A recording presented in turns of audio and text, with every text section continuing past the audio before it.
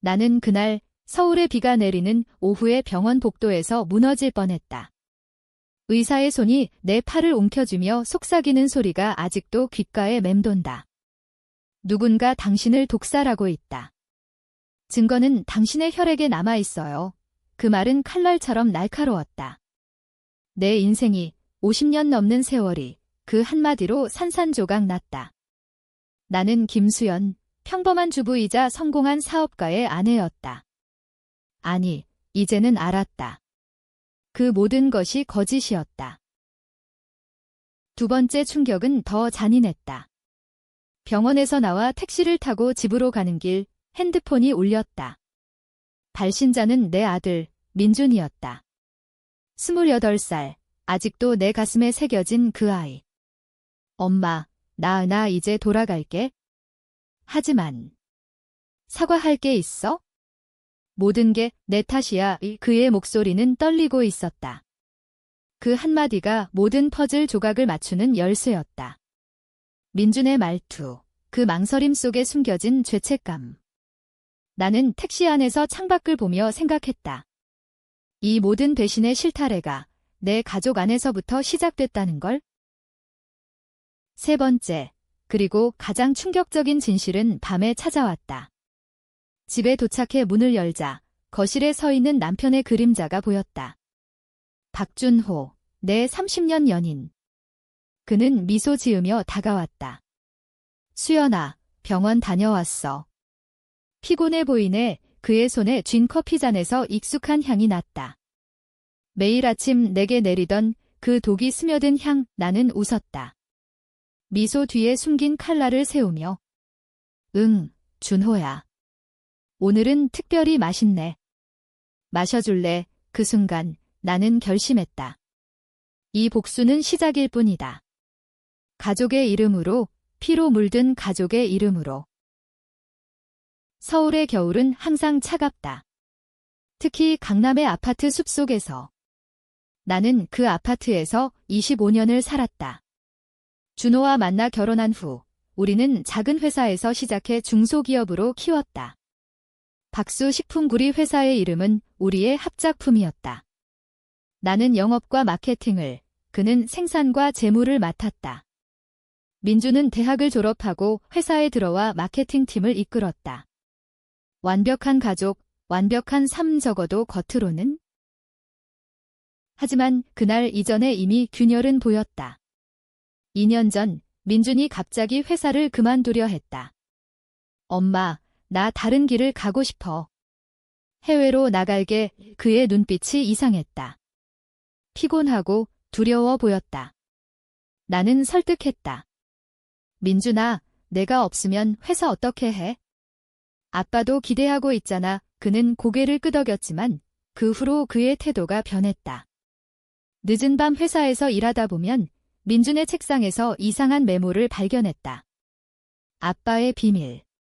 말하지 마. 어린아이 같은 글씨체. 나는 웃어넘겼다. 가족의 작은 비밀이야, 뭐. 이제 그 메모가 떠오른다. 의사의 진단서가 내 손에 쥐어진 그날. 혈액 검사 결과 만성 중독 증상. 크론병으로 오인됐던 증상들이 사실은 천천히 스며든 독이었다. 아스피린과 비슷한 물질, 하지만 치명적이다. 누가? 왜? 준호의 커피, 매일 아침. 그는 항상 수연아, 내 건강을 위해 라고 말했다. 이제 그 말이 메스꺼움을 일으킨다. 민준의 전화 후 나는 그의 아파트로 갔다. 강남역 근처의 작은 스튜디오, 문을 두드리니 민준이 창백한 얼굴로 나왔다. 엄마. 어떻게 알았어? 그의 방은 엉망이었다. 책상 위에 산처럼 쌓인 서류, 그리고 노트북에 떠있는 이메일. 아빠, 돈 더 보내. 이건 끝이 아니야. 발신자, 준호. 내 남편이 내 아들을 협박하고 있었다. 민준아, 말해. 모든 걸. 나는 소파에 앉아 그의 손을 잡았다. 그는 울었다. 10살 때부터 본 적 없는 어린아이 같은 울음. 엄마, 아빠가 회사를 망치고 있어? 빚이 너무 많아. 나한테 도움을 청했어. 하지만 그게 엄마를 해치는 거였어. 그의 고백은 파도처럼 밀려왔다. 준호는 회사 자금을 빼돌렸다. 수억 원의 투자자들의 돈을, 우리 가족의 미래를. 민주는 그걸 알았고 막으려 했지만 준호의 협박에 굴복했다. 엄마의 약간의 걸 섞으라고. 치명적이지 않게 그냥. 엄마를 약하게 만들어서 회사에서 물러나게 하라고. 나는 숨이 막혔다. 내 아들이, 내 살을 내어놓은 아들이 나를 독살의 도구로 삼았다. 하지만 그의 눈빛은 순수했다. 죄책감으로 물든. 엄마, 미안해. 나 이제 그만둘게. 경찰에 갈게. 나는 고개를 저었다. 아니, 민준아. 이건 우리 둘이 해결할 거야. 가족으로. 그날 밤, 나는 준호의 서재를 뒤졌다. 그의 컴퓨터 비밀번호는 우리 결혼기념일, 익숙한 숫자들. 폴더 하나가 눈에 띄었다. 비밀 프로젝트. 열어보니 이메일 기록. 중국의 제약회사와의 거래. 독극물 공급. 박준호 씨, 요청하신 물질을 보내드립니다. 효과는 6개월 내 치명적. 그리고 수신자, 우리 회사 주소. 준호는 나를 죽여 보험금을 타내려 했다. 회사 파산을 막기 위해 아내의 죽음으로. 분노가 타올랐다. 하지만 나는 차갑게 식혔다. 한국 드라마에서 본 복수처럼 피로 물든 게 아니라 마음을 갉아먹는 복수. 나는 계획을 세웠다. 먼저 민준을 보호. 그 다음 준호를 무너뜨리기. 그리고 회사를 되살리기. 아니, 새로 만들기. 박수식품이 아니라 김수연의 제국. 다음 날 아침, 나는 평소처럼 커피를 마셨다. 준호가 건넨 그 잔을. 맛있네, 준호야. 그는 웃었다. 모르는 척 하지만 그의 눈에 스쳤던 불안. 그게 시작이었다. 복수의 첫걸음. 민준의 고백 후 나는 잠을 이루지 못했다. 서울의 밤은 시끄럽다. 창밖으로 들려오는 차 소리, 이웃의 TV 소음. 하지만 내 머릿속은 더 시끄러웠다. 준호의 배신, 민준의 약점. 그리고 나, 그 모든 것을 용인한 바보. 왜 이제야 알았을까? 30년의 결혼 생활이 사랑이 아니라 거래였다니. 민준을 데리고 회사로 갔다. 박수식품본사, 여의도 근처의 중소빌딩. 직원들은 여전히 밝게 인사했다. 사장님, 안녕하세요. 나는 미소 지었다. 하지만 속으로는 칼을 갈았다. 회계팀으로 직행. 민준이 따라왔다. 그의 손이 떨리고 있었다. 엄마, 여기서 그만둬. 나 대신 경찰에. 나는 그의 말을 끊었다. 아니. 증거부터. 컴퓨터를 켜니 재무보고서. 표면상으로는 깨끗했다. 하지만 민준이 가르쳐준 대로 숨겨진 계좌를 열었다. 오프쇼어 뱅킹, 케이맨 제도. 수십억 원의 흐름. 준호의 서명. 그리고 내 이름으로 된 보험 정책. 50억 원 사망 시 수혜자 박준호. 나는 웃음이 나왔다. 비아냥거림. 이게 내 아빠의 사랑이야, 민준아. 민준은 고개를 숙였다. 엄마, 나도 알았어. 1년 전부터. 아빠가 나한테 회사 자금을 빼돌린 걸 도와달라고. 대신 해외 유학 자금을 주겠다고. 하지만 거부하니까. 엄마를 위협했어. 내 엄마가 알면 다 끝이야라고. 그의 목소리가 갈라졌다. 나는 안아주었다. 괜찮아. 이제 내가 자유야. 하지만 자유는 쉽지 않았다. 오후에 준호가 회사에 왔다. 평소처럼 회의실에서. 수연아, 오늘 컨디션 어때? 병원에서 뭐라고 했어? 그의 눈빛이 날카로웠다. 나는 태연하게 대답했다. 별거 없어. 그냥 피로야. 내가 걱정하는 거 알지만 그는 고개를 끄덕였지만 손가락이 책상을 톡톡 두드렸다. 습관. 긴장할 때 하는. 회의 중 나는 일부러 질문을 던졌다. 준호야, 재무 쪽 최근에 이상 없어? 투자자들이 물어보네. 직원들이 웅성거렸다. 준호의 미소가 굳었다. 물론 없지. 내가 관리하고 있으니까. 하지만 그의 시선이 민준에게로 갔다. 짧은 순간, 하지만 나는 봤다. 아버지와 아들의 사이에 흐르는 도끼. 퇴근 후 나는 민준을 데리고 한강으로 갔다. 산책로를 걸으며 이야기했다. 민준아, 내가 아빠를 도운 이유. 솔직히 말해. 그는 한강 물을 보며 중얼거렸다. 엄마를 지키고 싶었어. 아빠가 화내면 무서웠어. 어렸을 때부터. 아빠의 폭력. 나는 멈칫했다. 민준의 팔에 희미한 흉터. 10살 때 넘어져서 생겼다고 했던 그 상처. 아빠가 때렸어. 왜 이제야? 엄마가 모르게. 나만의 비밀이었어. 아빠는 완벽한 가장이니까. 그의 말에 세상이 무너지는 기분이었다.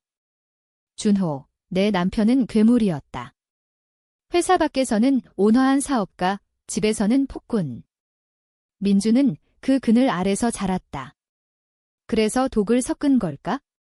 죄책감이 아니라 생존 본능.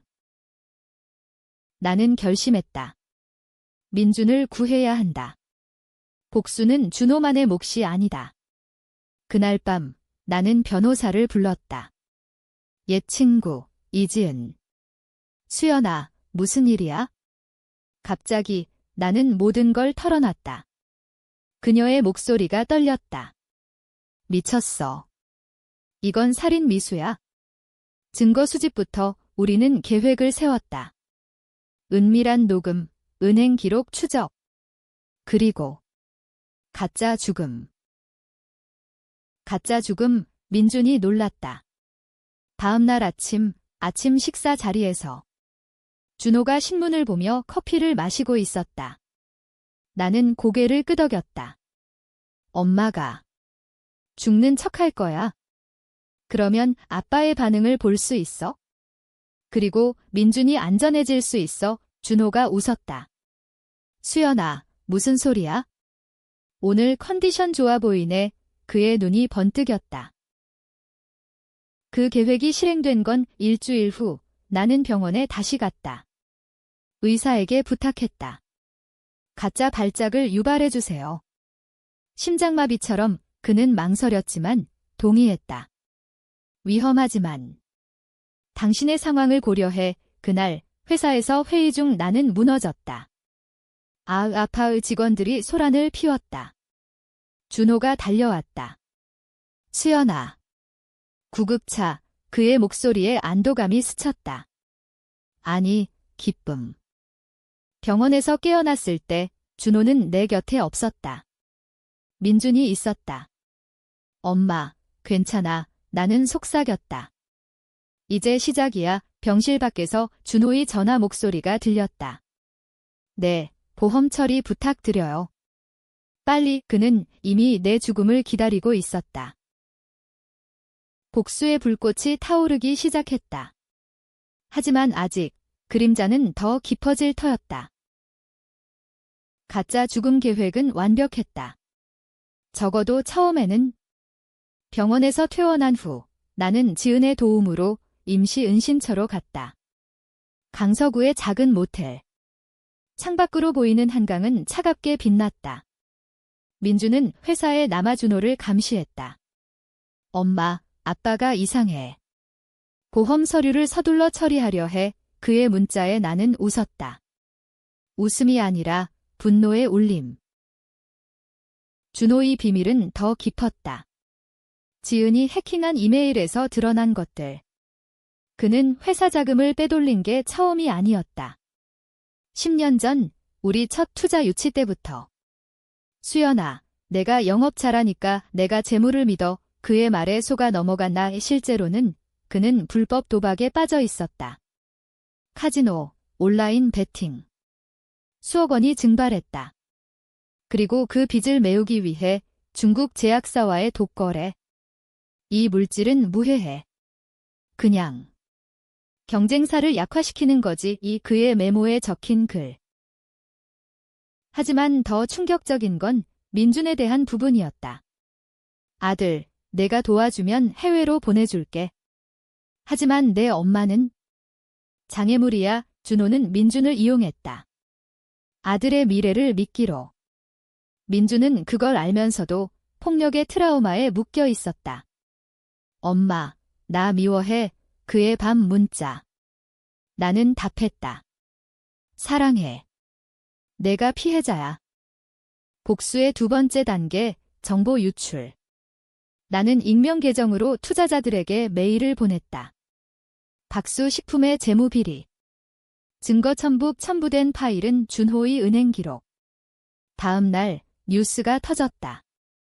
중소식품사 재무 스캔들, 사장 부인 실종 의혹, 실종.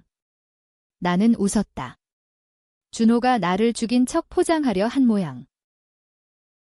준호의 반응은 예측대로였다. 회사로 달려온 그는 기자들을 뿌리쳤다. 아내는 병으로 입원 중입니다. 이건 음모예요. 그의 얼굴은 창백했다. 민준이 녹음한 대화. 민준아, 내 엄마가 사라졌어. 이게 다 내 탓이야. 내가 그 독을. 민준의 대답. 아빠, 이제 그만. 엄마는 살아있어? 그리고 알았어. 모든 걸. 그 대화가 터지기 전 나는 준호를 만났다. 은신처 근처 카페. 우산을 쓰고 모자를 눌러쓴 채 준호야, 나야. 그는 놀라서 커피를 엎었다. 수연. 살아있었어. 그의 눈에 스쳤던 안도. 아니, 실망. 왜? 나 죽기를 바랐어? 그는 부정했다. 아니야. 그 독은 내가 병들어서. 내가 치료하려 했어. 거짓말. 그의 손이 떨렸다. 나는 녹음기를 켰다. 준호야, 민준도 알았어. 내 폭력, 내 도박, 내 배신. 그는 웃었다. 미친 듯이. 수연아, 내가 뭘 알아? 이 회사 내가 세운 거야. 내가 영업만 했지? 민준도 내 피를 이었어. 우리는 가족이야. 가족. 그 단어가 메스꺼웠다. 나는 카페를 나서며 말했다. 가족이라면 왜 나를 죽이려 했어? 보험금으로 내 빚을 메우려. 그는 따라 나왔다. 비가 쏟아지는 거리에서. 수연아, 용서해. 다시 시작하자. 그의 손이 내 팔을 잡았다. 옛날처럼. 하지만 나는 뿌리쳤다. 늦었어. 이제 내 차례야. 그날 밤 투자자들이 회사에 몰려들었다. 시위, 경찰 출동. 준호는 체포됐다. 혐의, 횡령, 살인 미수. 뉴스에서 그의 얼굴이 나왔다. 박준호 사장, 부인 김수연 씨 실종과 연관. 나는 TV를 보며 민준을 안았다. 끝났어. 하지만 끝이 아니었다. 민준의 눈빛에 스쳤던 망설임. 엄마, 나도. 감옥 갈 수 있어? 내가 도왔으니까. 그게 트위스트였다. 내 아들, 공범. 복수는 가족 전체를 삼켰다. 나는 선택해야 했다. 민준을 구할까, 아니면 정의를? 준호의 체포 후 세상이 변했다. 언론은 우리 가족을 한국판 매크베스라고 불렀다. 드라마틱한 스캔들. 나는 여전히 은신 중이었지만 지은의 도움으로 변장해 회사에 갔다. 직원들은 나를 보며 울었다. 사장님.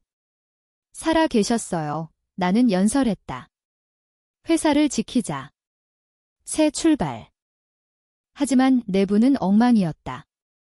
준호의 측근들이 사직서 냈다. 그리고 민준. 그는 경찰 조사받으러 갔다. 엄마, 솔직히 말할게. 나 아빠 편이었어. 처음엔 그의 고백에 가슴이 찢어졌다. 왜? 나를 배신한 거야? 민준의 이야기. 5년 전, 준호가 그를 불렀다. 민준아, 회사 구하려면 내 엄마가 물러나야 해. 그녀는 너무 강해. 내가 양만이 민준은 거부했지만 준호의 폭력이 시작됐다.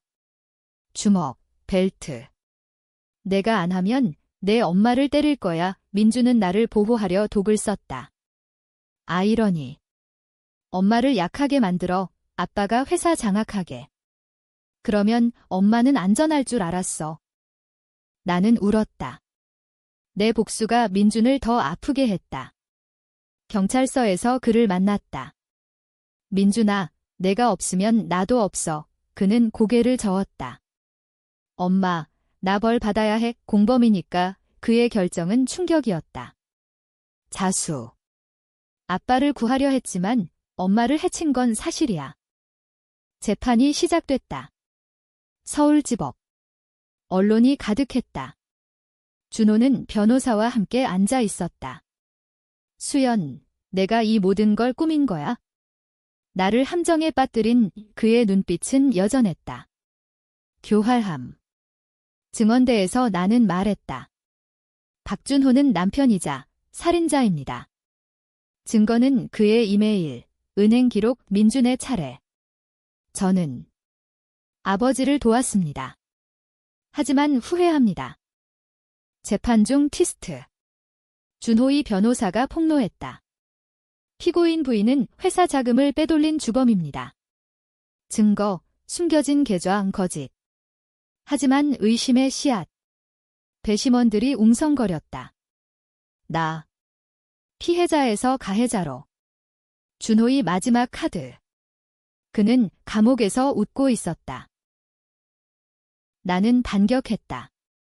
지은이 가져온 증거, 준호의 도박 기록, 폭력 사진. 민준의 흉터.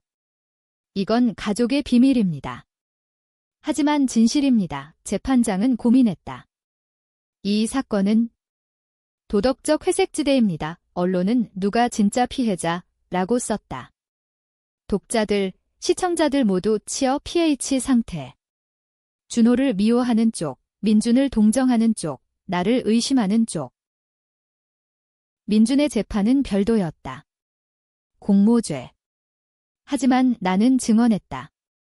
그는 피해자입니다. 강제였어요. 판사는 감형을 고려했다. 하지만 민준은 말했다. 엄마, 나도 책임져야 해. 이게 속죄야. 복수의 고통. 나는 이겼지만 잃었다. 가족의 파편들. 재판 끝. 준호는 20년형. 무기수가 아니라 감형. 그의 눈빛이 잊히지 않는다.